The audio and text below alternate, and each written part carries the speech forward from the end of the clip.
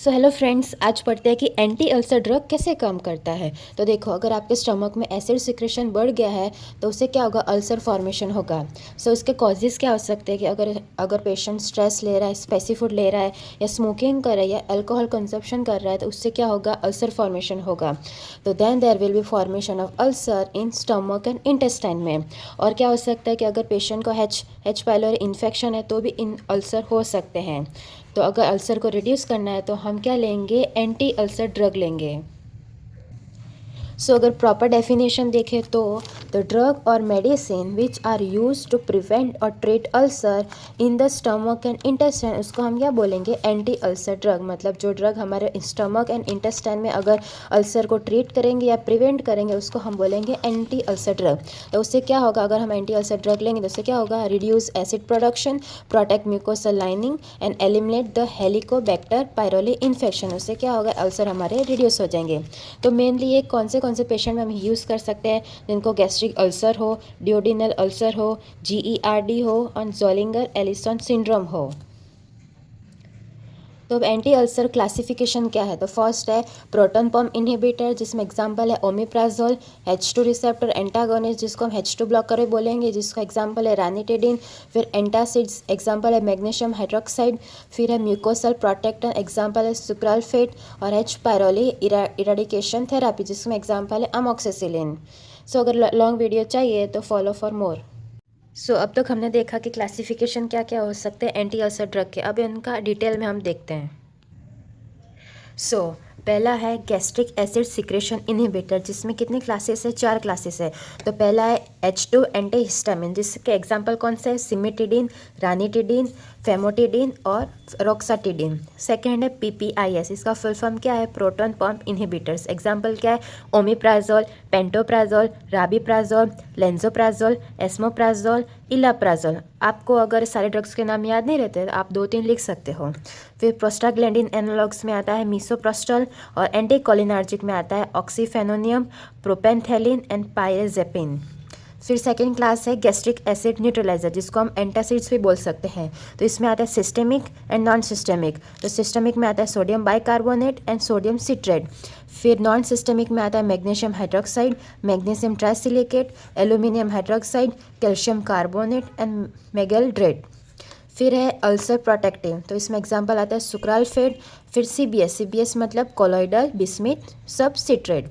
फिर anti H pylori drugs में कौन कौन से एग्जांपल आते हैं, amoxicillin, CBS, tetracycline, metronidazole and clarithromycin.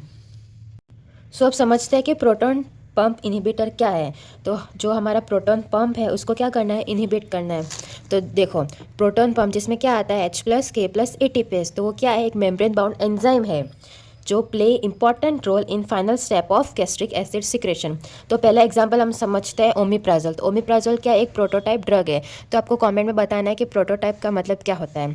तो सेकेंड एग्जांपल हम लेते हैं लेंसोप्राजोल, पेंटोप्राजोल, राबिप्राजोल। ये सारे भी क्या है, PPISM यानी प्रोटॉन पंप इनहिबिटर है। सो प्रोटॉन पंप इनहिबिटर क्या है, प्रोड्रग है। प्रोड्रग मतलब क्या हुआ कि वो है ना इनएक्टिव होगा। तो जो एब्जॉर्ब होगा कहाँ पे होगा, स्मॉल इंटेस्टाइन में। तो फिर जैसे ही एब्जॉर्ब हो जाता है हमारा प्रोडक्ट स्मॉल इंटेस्टाइन है, तो फिर क्या होगा, डिफ्यूज़ इनटू पैराइटल सेल्स, जो हमारे पैराइटल सेल्स है उसमें डिफ्यूज़ हो जाएगा।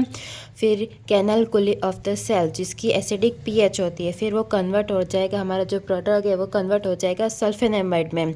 तो हमारा प्रोडक्ट मतलब इनएक्टिव होगा, बट हम उसको लेंगे, जब एब्जॉर्ब होगा, जब डिफ्यूज़ होगा, तो वो कन्वर्ट हो जाएगा सल्फेनामाइड में, जो एक एक्टिव होगा और चार्ज फॉर्म होगा।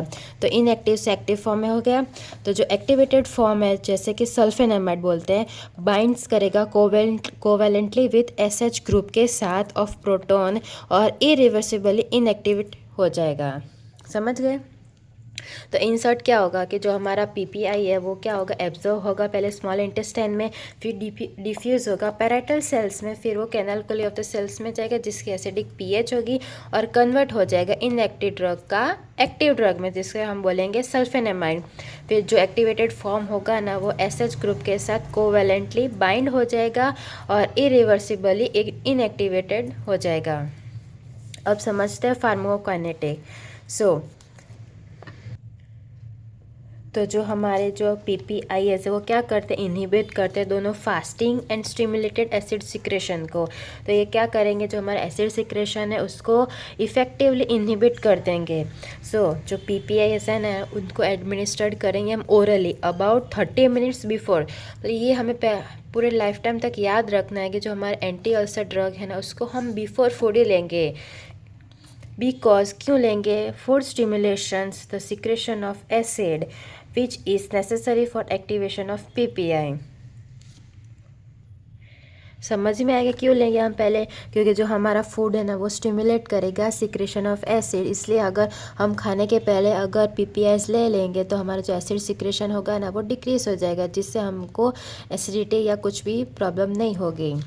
फूड डिक्रीज करता है एब्जॉर्प्शन ऑफ PPIs। ये भी एक मेन रीज़न है कि जो हमारा एब्जॉर्प्शन है ना वो डिक्रीज कर देगा ये ड्रग का। दो the half life of PPIs short होती है, हमारी जो हाफ लाइफ है ना प्रोटॉन पंप इनहिबिटर की वो बहुत शॉर्ट होती है, अबाउट 1 to 1.5 आवर्स की होती है। स्टील है ना ये एसिड सिक्रेशन का सप्रेशन करती है अप टू 24 आवर्स तक। ये बहुत अच्छी बात है क्योंकि as they cause irreversible inhibition of proton pump.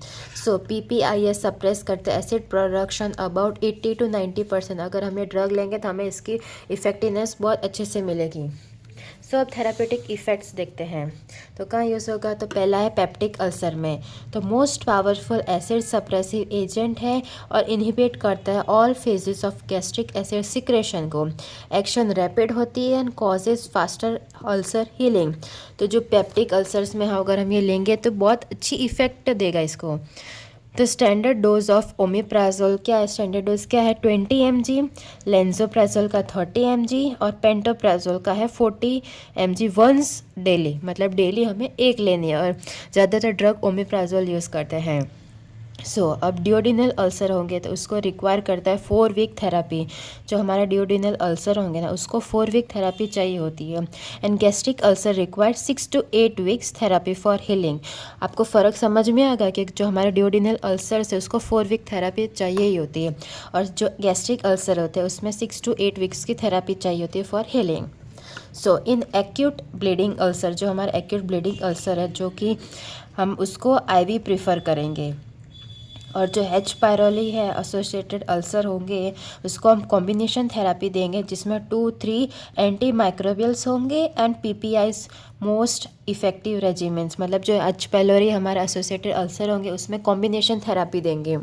फिर जो स्ट्रेस अल्सर्स होंगे जिसको prophylactic use of IV PPIs जो डिक्रीज करेगा incidence of stress ulcer in critically ill patient. मतलब जो स्ट्रेस अल्सर होंगे ना उसको हम IV PPIs देंगे।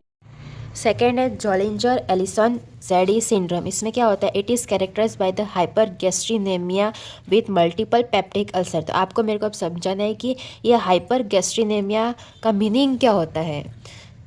PPI are preferred with higher dose which needed for healing. तो इसमें क्या PPIs भी बहुत अच्छे से इफ़ेक्टिव होते हैं।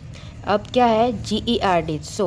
GERD का फुल फॉर्म क्या है, गैस्ट्रो एसोफेगल रिफ्लक्स डिसीज।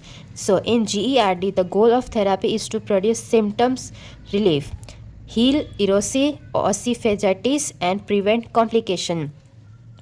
इसमें भी GERD में भी हम PPI को प्रीफर करेंगे और इसको वंस इन डेली देंगे। फिर क्या है, PPIs can be used pre-operatively to reduce the risk of aspiration pneumonia। इसको pre-operatively भी PPIs को प्रीफर करते हैं। अब इसके एडवर्स इफेक्ट क्या हो सकते हैं, they are well tolerated. The side effects क्या हो सकते हैं, headache, nausea, diarrhoea and abdominal pain हो सकते हैं। मतलब कोई भी ड्रग ले लो आप पे कुछ ना कुछ एडवर्स इफेक्ट या साइड इफेक्ट तो होंगे ही। स्किन रैसेस हो सकते हैं, एथ्रैल्जिया कैन रेयरली अकर्स। मतलब skin rashes and arthralgia rarely occurs होते हैं। अगर हम रेगुलरली हम PPIs यानी प्रोटॉन पंप इनहिबिटर्स लेंगे तो उससे क्या होगा, जो हमारा विटामिन B12 का एब्जॉर्प्शन है वो डिक्रीज हो जाएगा और increase the risk of infection and osteoporosis. तो अगर मतलब ज़्यादा भी लॉन्ग टाइम तक हम लेंगे तो इसका भी ज़्यादा अच्छा असर नहीं होगा, जिससे क्या होगा विटामिन B12 का एब्जॉर्प्शन डिक्रीज हो जाएगा और इंक्रीज करेगा इन्फेक्शन को या फिर ऑस्टियोपोरोसिस भी हो सकता है। सो अब कौन से ड्रग इंट्रैक्शन हो सकते हैं? तो ओमेप्राजोल इनहिबिट कर सकता है मेटाबॉलिज्म ऑफ ड्रग्स जैसे कि फेनिटोन, वारफेरिन एंड डायजेपाम। सो अगर कोई पेशेंट ये सारे ड्रग्स ले रहे हैं तो उनका मेटाबॉलिज्म डिक्रीज कर सकता है या इनहिबिट कर सकता है। सो अगर आपकी कोई मेडिकेशन चल रही है तो आप पहले डॉक्टर को बताएं अपनी हिस्ट्री। फिर पीपीएस रिड्यूस कर सकता है bio availability of itraconazole, iron salt etceteras, मतलब और भी बहुत सारे ड्रग है जिसकी बायो अवेबिलिटी डिक्रीज कर सकता है PPIs. So drug interaction are minimal with pantoprazole, मतलब ड्रग इंट्रैक्शन बहुत कम है with an pantoprazole. So guys, अगर मेरा वीडियो पसंद आया है तो लाइक करें, चैनल को सब्सक्राइब करें और मैं ऐसे ही आपके लिए और वीडियोस लाती रहूँगी।